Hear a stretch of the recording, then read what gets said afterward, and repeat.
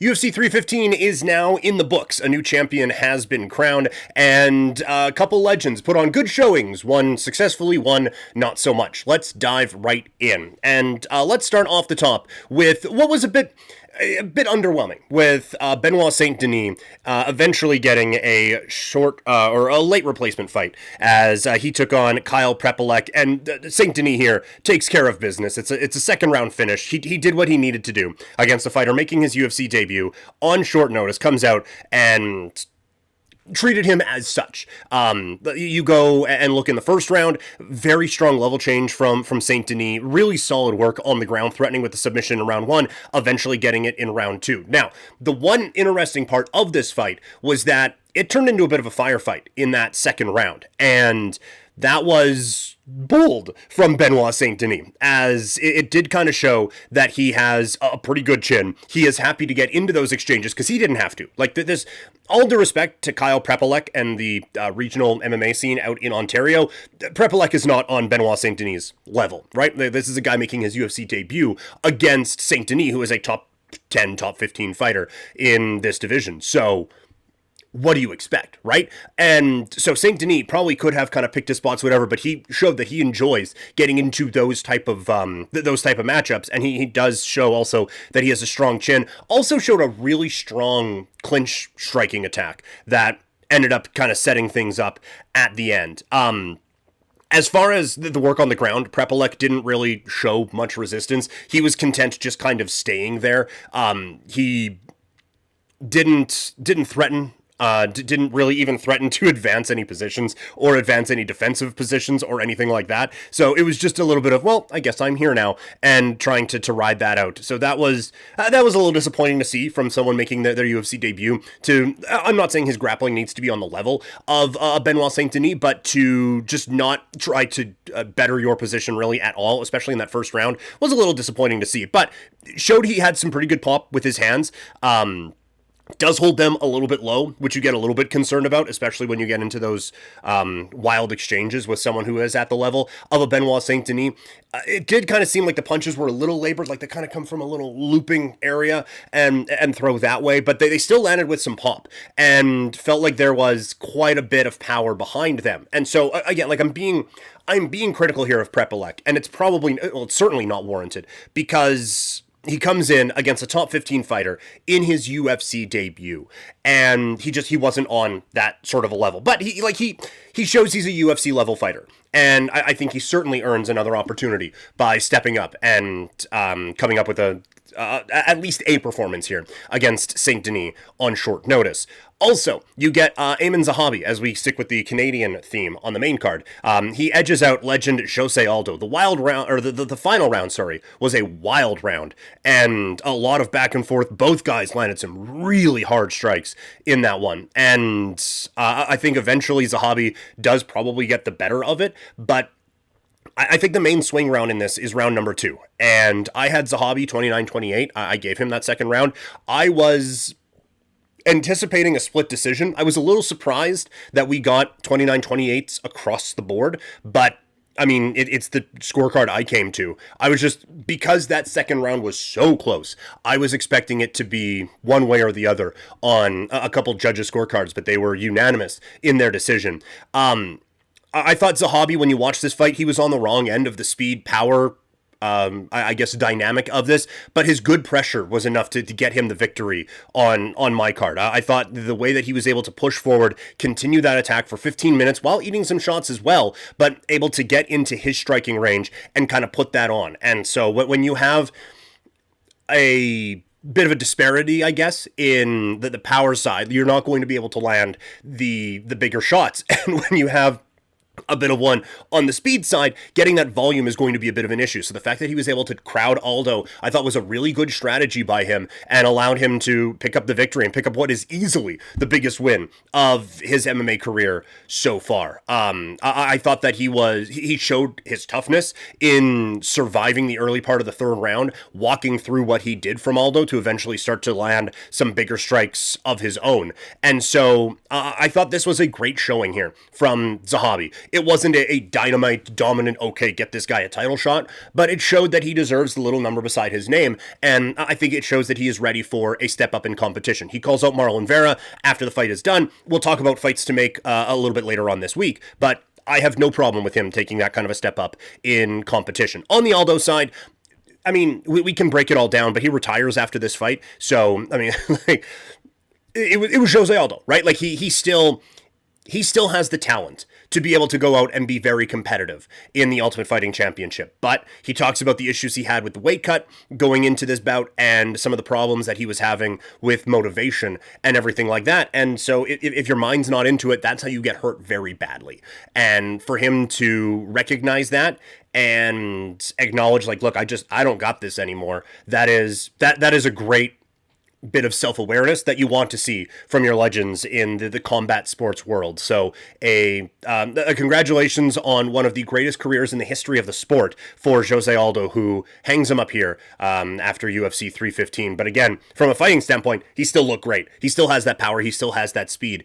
It is interesting what happens in the UFC and in MMA in general compared to the sport of boxing, where as guys age in boxing, they tend to move up weight classes a little bit, right? Because that's how the human body works. You know, it is a lot easier to have the pounds just shred off of you when you are 25, 26 years old than when you are 35, 36 years old. And so you see boxers kind of move up those weight classes as they age. We don't see that a lot in MMA. Like Jose Aldo, okay, well, I've kind of aged out here at 145 pounds, but I could move down and maybe have a bit of a size advantage and play that way. And so now you are asking a body that just the way it works isn't designed to have the pounds cut off of you. Now you're trying to cut more of them off. And so I do wonder if there is a bit of a well, I know diminishing returns when it comes to the weight cutting game and stuff like that, but especially for guys who are on the older side of 30 and certainly I guess the older side of 35 as well, and trying to get that competitive edge of going down. I wonder if there is a little bit more to be had going up and keeping your body fresher when you are facing guys at some points a decade younger than you are. But that's a conversation for another time, and certainly one that I don't want to overshadow Jose Aldo and his accomplishments, because, again, a brilliant career. And when you're talking about the lower weight class fighters, not many resumes beat that one, I will tell you that. Speaking of great performances, Natalia Silva with the performance of her career as she picks up a dominant win over Alexa Grasso. We'll start with the positives here first. Silva was fantastic on the feet, so quick, so technical with her hands, especially the kicking game, though. Like, she has incredible power, and it's one of those ones where, like, it's not the easy power where it's just, oh, they happen to throw it out and it sends a person flying, but it is one of those ones where they don't have to load up or anything like that. It is quick, it is powerful, and it really can do some damage. And to put on this kind of a display against some other fighters is one thing. Against Alexa Grasso was another, a former champion who was able to subdue Valentina Shevchenko. And so I thought that it was an all-around fantastic performance from Natalia Silva. I thought that she did a good job countering when Grasso wanted to exchange, and she was also very effective in landing the first shot, beating her to the punch, literally and figuratively, and just putting on a fantastic striking display that seemed to really have Grasso off balance the whole time. And credit to Grasso, but once again, she doesn't really have a strong plan B. And that is what really went against her against Valentina Shevchenko, and it is certainly what went against her in this fight. Like, she was tough as heck, she was still coming forward, so credit to her for that. But there was no way of slowing down what Silva was doing. And again, we saw this in the first Shevchenko fight, in the third Shevchenko fight, where Valentina had one game plan going in, and you would assume, hey, okay, well, if this doesn't work, then we'll go to this, and if she does this, we'll go to this. And she never had to go to any of those. She didn't have to go to the if-thens. It was just, okay, you're just going to let me keep doing.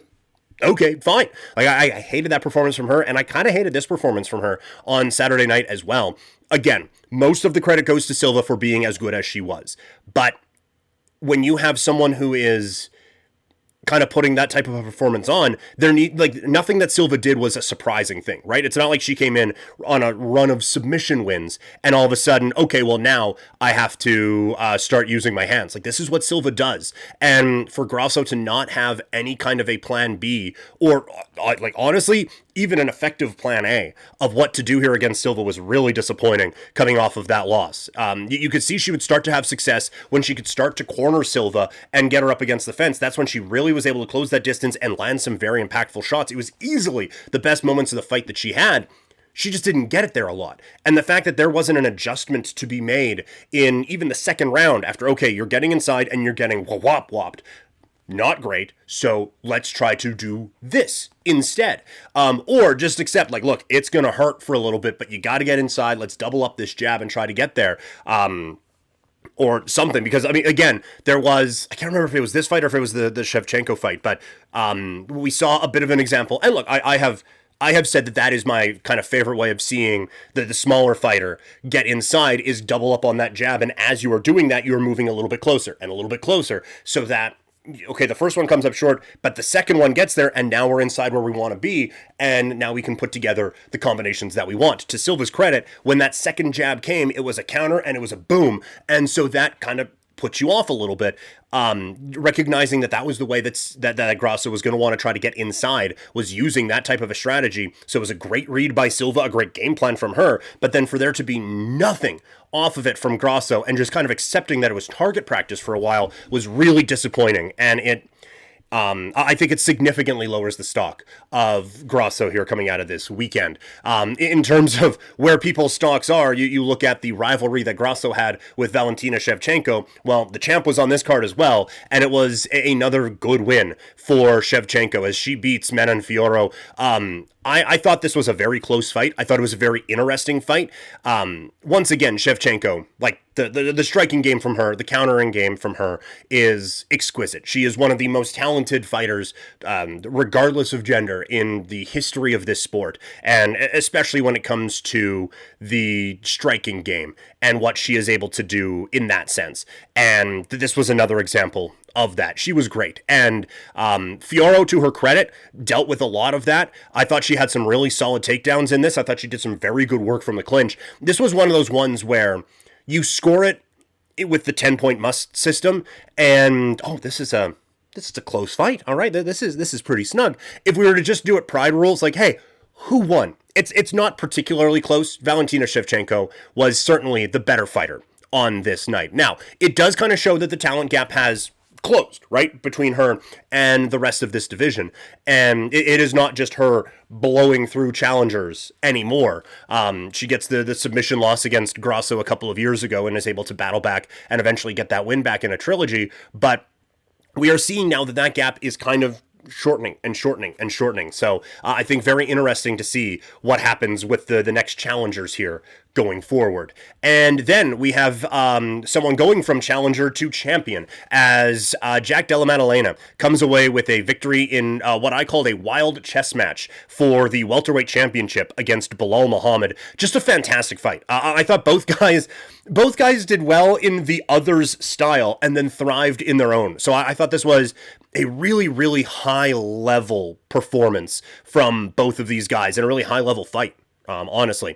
JDM, I thought, again, like you can see, the striking is at a pretty top tier, I would suggest, and the power that he has is quite effective as well. So for him to show that here at this type of a level was quite impressive and was really one of the highlights there. But the thing that I think really won him this fight was his takedown defense, and he was able to keep this fight in the areas that he wanted to. And we'll talk about the Belal Muhammad game plan in a minute, and there's been a lot of talk about that here as this week has gone on, as we get further away from fight night. But ultimately, Della Madalena's ability to keep the fight where he wanted to be longer was what gave him the advantage and what allowed him to just mess up Belal Muhammad's face. If you see some of the pictures off of it after that, my goodness.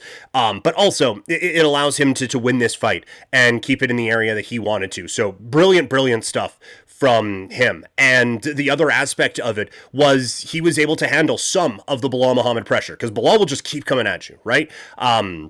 But he was able to do that, handle it. The very strong takedown offense helps him out as well. For Muhammad, a lot of the talk coming out of this fight was that he stuck with the striking game plan too long because he wanted to prove that he could do that. And admittedly, that is certainly where my mind went as you are watching this fight go on. And it's very clear that his striking has improved significantly over the years, right? But this one, to me, it is kind of like that. This is a stretch of an analogy, but this fight to me was kind of like when you like roll your ankle or something like that, and it starts to feel better, and so you mistake better for healed. And so, oh, you know what? I can walk on this a little bit. Oh, well, let's go out and play basketball. And it's one jump in. It's no, we're not doing that. Not doing that. I feel like that's kind of where Muhammad is, where Belal has taken significant strides in the stand-up game. And so because of that, it's like, well, I can win it in this way. And we all kind of romanticize the John Jones where he can go out. George St. Pierre had a bit of this as well, and he certainly developed it, going from the karate guy into the dominant wrestler with zero wrestling credentials. But to be able to really showcase that you can beat them at their own game is like the ultimate, like, use your cliche, alpha move, whatever, dominant champion thing, that you can beat them at their own game. That is romanticized a lot. Sometimes, though, it's better to just beat them. And I do think Belal kind of got a little bit too comfortable in the stand-up and got kind of beat up a little bit too much, and it didn't allow him to get into his strength quickly enough, and it allowed JDM to pick up some of these rounds and ultimately pick up the win. Again, I don't think Belal fought a good fight, or fought a bad fight. Sorry. I don't think Belal fought a bad fight. I think strategically there was a bit of an issue with how long he decided to keep it up on the feet, but I do also think that when he started to go for the takedowns, Della Maddalena's defense was strong enough that then it has to stay on the feet a little bit longer, right? And so I think that might have been maybe where the tactical mistake comes from Belal, is that the assumption that, okay, we're going to stand, we're going to hang, I'm going to show him that this is something he has to be worried about, and then I'm going to go to the takedowns because I can get the takedowns whenever I want. And he wasn't able to break the glass in case of emergency. The hammer was gone, and JDM was then already winning in that fashion, and then was able to keep it there when Belal was trying to get away from that. And so that can be a bit of a helpless spot. And again, like I feel like I am painting a very negative picture of what Belal Muhammad did. It was not a negative, like he lost and he got beat up. There's going to be need to some cosmetic damage for sure. But he is also a very talented fighter, and he showed that here. Like he fought a great fight. He was an excellent fighter in this match. He was everything you would want to see him be. It's just JDM beat him. You know, it wasn't one thing one guy did wrong or anything, like one glaring whatever. It was just these two guys had an MMA contest and one guy came out ahead of him. That's basically what it was. And so that's why you start to tinker with things a little bit, and you start to, we're splitting hairs here is basically what I'm getting at. It was still a very strong fight for Belal Muhammad. So still a little bit, I know we're late in the week now, but still a little bit more post-fight coverage from UFC 315 coming up here as the week rolls along.